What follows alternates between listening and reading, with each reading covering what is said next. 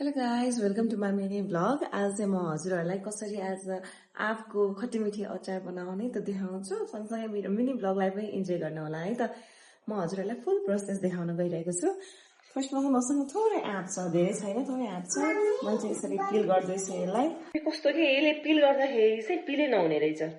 यसले चाहिँ मैले ट्राई गर्दाखेरि चाहिँ मेरो यो पिल भएन साथीहरू। त्यही भएर म यो चाहिँ नाइफै युज गरेँ। लेट्स सी अब कस्तो हुन्छ। बनाउनु चाहिँ गइरहेको छु। It's my first time.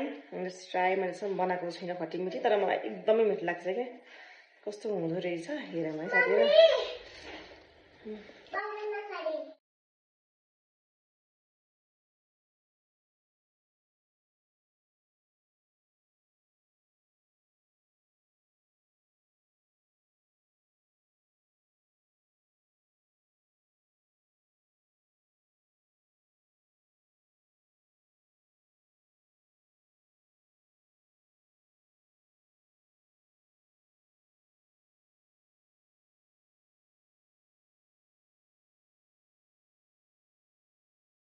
आँप त छ, त्यो ट्राई चाहिँ गरौँ कस्तो बन्दो रहेछ भन्ने हो। अब एकचोटि हेर्छु।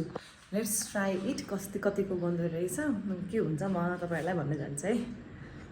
अब एकचोटि चाहिँ म यसलाई मजाले पखालिदिनु पऱ्यो। पखालेर काटियो भने के हुन्छ अनि सुकाइदिन्छु कस्तो हुँदो रहेछ है। पखालेर let's see. It's my first time. I don't know that के गर्ने भनेर। Let's see guys.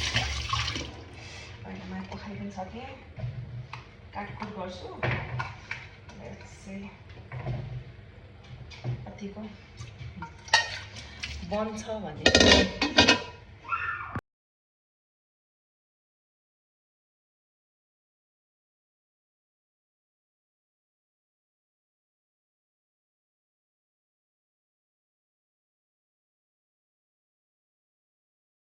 मेरो अचार चाहिँ यस्तो भएको छ है गाइस बनेर।